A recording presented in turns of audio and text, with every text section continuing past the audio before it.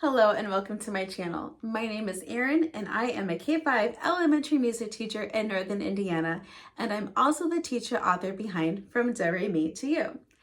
In a couple weeks, my fifth graders are going to be getting out recorders for the first time this school year.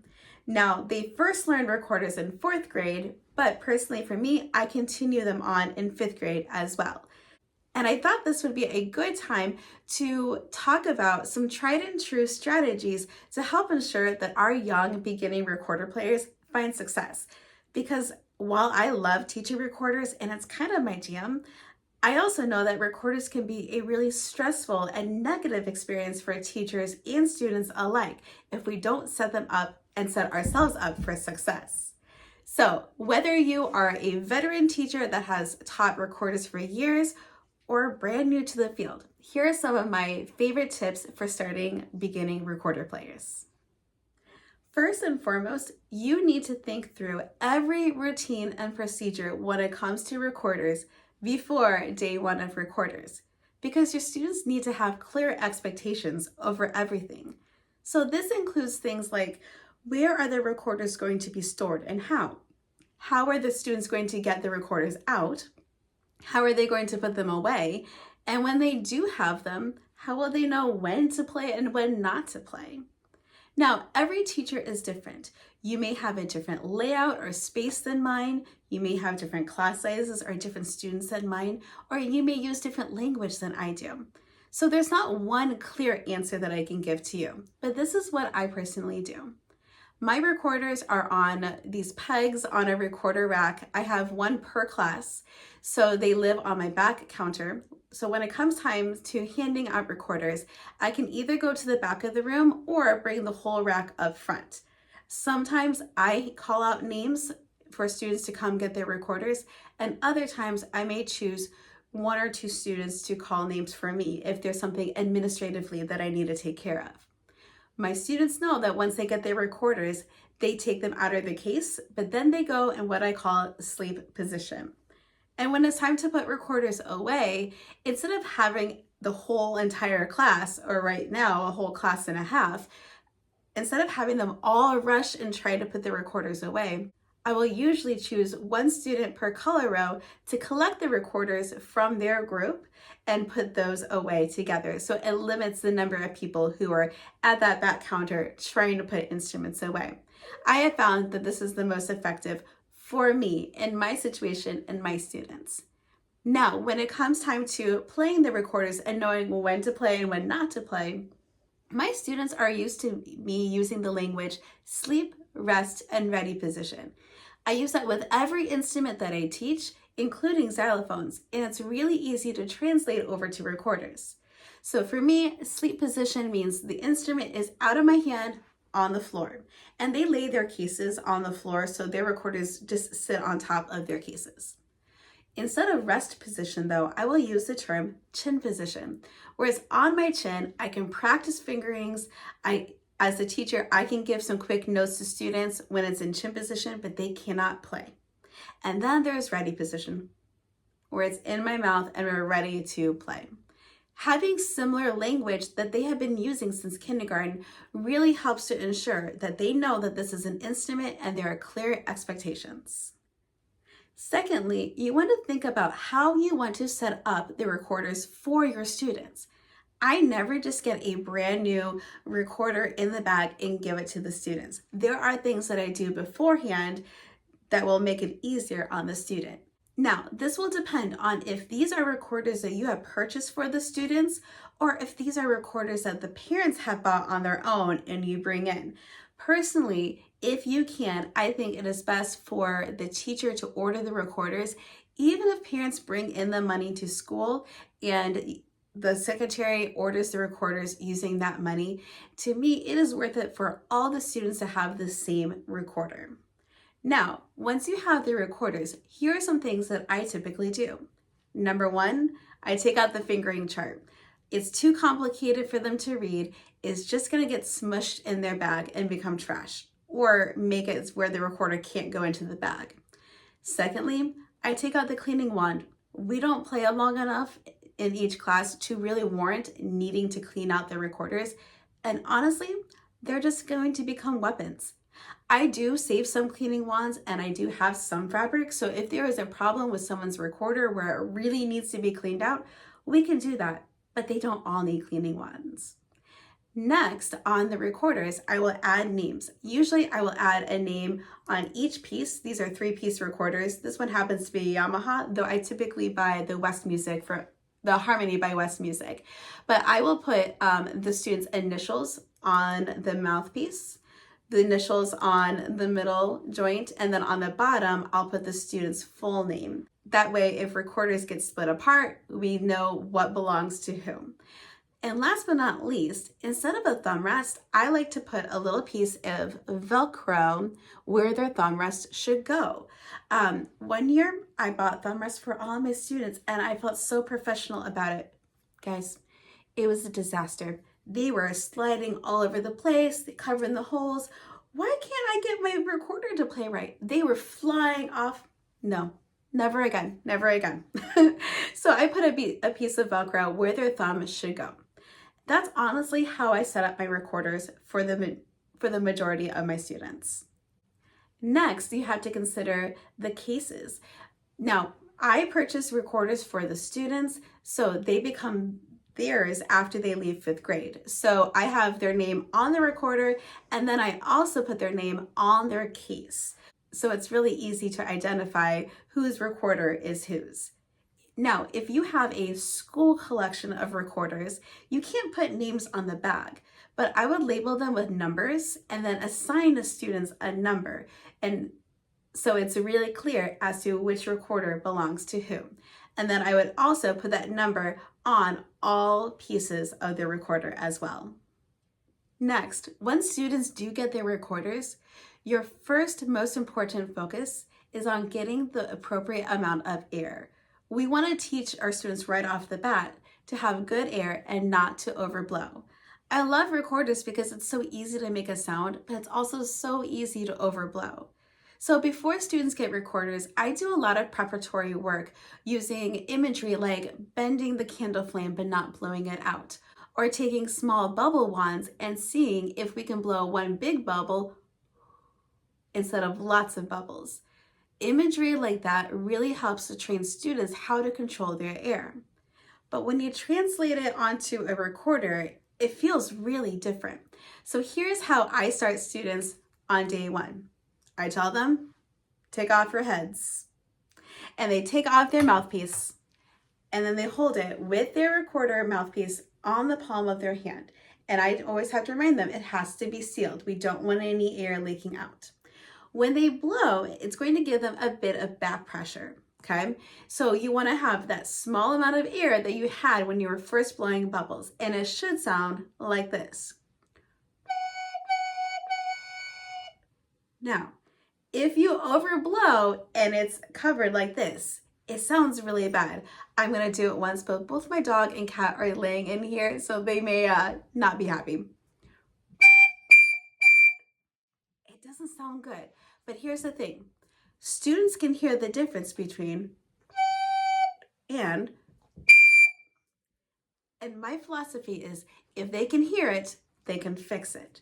So by starting on day 1 and day 2, maybe even day 3, just doing mouthpiece work and learning how to control their air and how to articulate into the recorder using their tongue and not their mouth, right? This starting on the mouthpiece has been, number 1, the most effective way to get a good, proper sound on the recorder. Once students have proper control over their air with their mouthpiece, it's time to put it all together and start learning how to use their fingers and play the notes. Now, I've already done a lot of preparatory work in teaching students how to move their fingers and working on that dexterity, but it does feel really different on a recorder.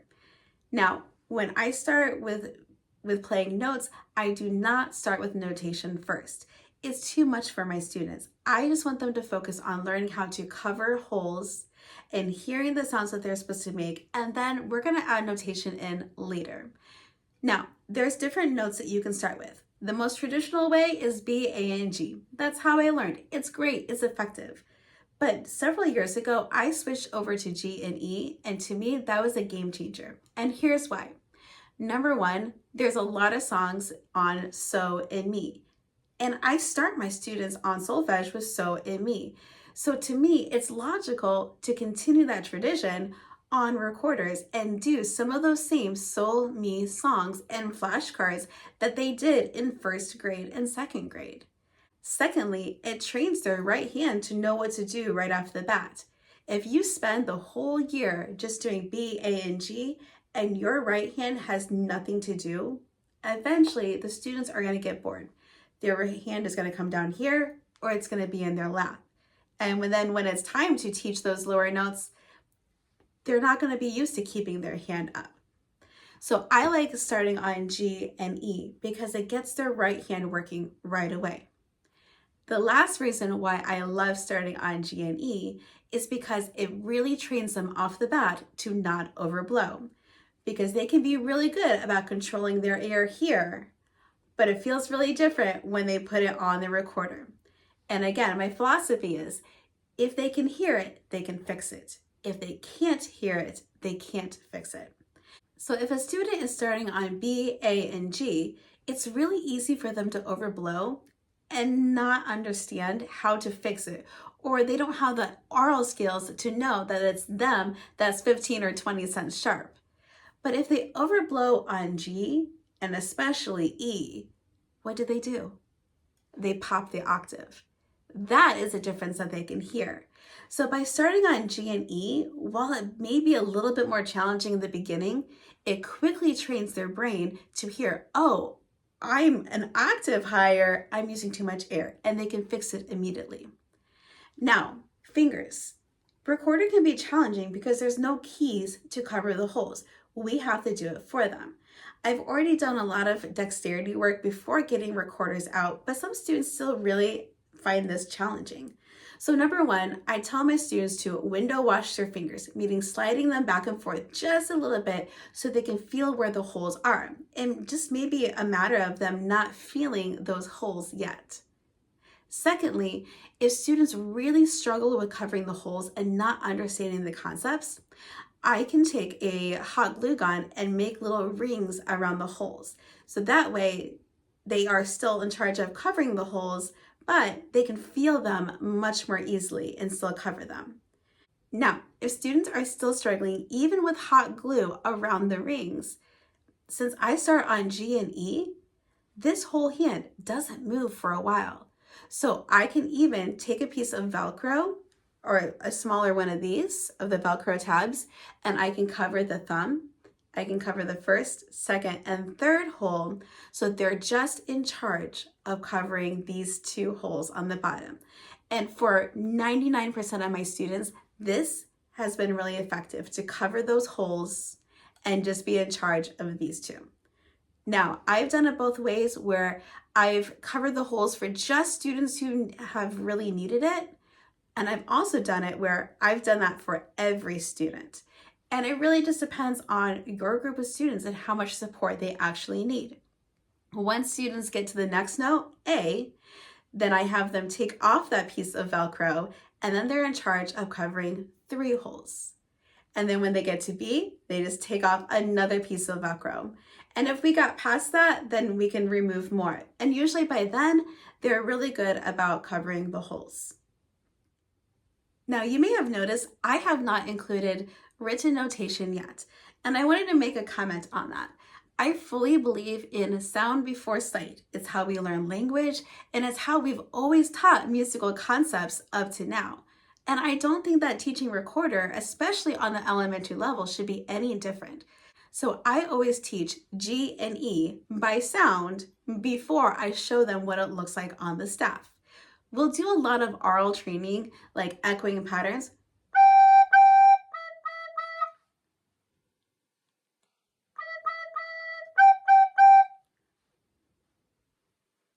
And once they start to understand how their air moves, how their tongue works, how to move their fingers and cover the holes, once they've done that through echoing patterns, playing games, maybe even doing a whole story with a melody on G and E that I've taught by rote, Then I will slowly add written notation.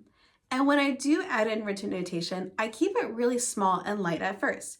I may just start with a song that just has G in it or just E, so they can understand I'm reading on the second line of the staff or just the first line of the staff, and here's what the rhythm looks like. I'm going to slowly scaffold it and then start to move on to songs with two notes, G and E, and then they can see how the notes move up and down. And I find that by really scaffolding the music, like that really helps my students to become better readers. Last but not least, when you teach recorders, keep it light and fun and keep the joy. When I first started teaching recorders, I had kind of created this recorder karate on steroids method with a lot of songs. And you know what? I had students that played really well, that learned a lot of notes and a lot of repertoire. But at the same time, I also burnt a lot of students out. I left other students behind in the dust, and I had kind of sucked the joy out of playing recorders. I thought back to my ORF levels with all the improvisation, composition, adding movement, and xylophones and children's literature. And I stopped doing all of that because we didn't have time to do that because we just had to keep testing and assessing students. I had sucked the joy out of teaching recorders, and even myself was burnt out. So last year, I created a new curriculum called the Joyful Noise because it is noisy, but it should be joyful. And this honestly has been my pride and joy. I want to tell you a little bit about my curriculum.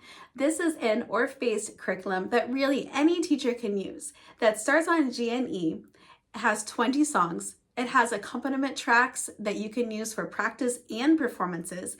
And almost all of the songs have extensions where you can learn a song and then maybe add a soundscape, add improvisation, turn it into a story, taking a song and then asking students, what next?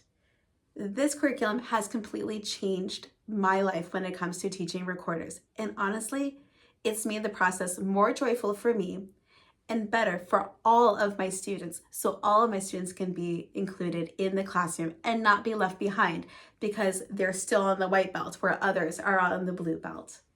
If you would like to learn more about my recorder curriculum, you can check the link down below. And I hope that this video has been really helpful for you. And I pray that you have a fabulous recorder unit this year. Happy musicking!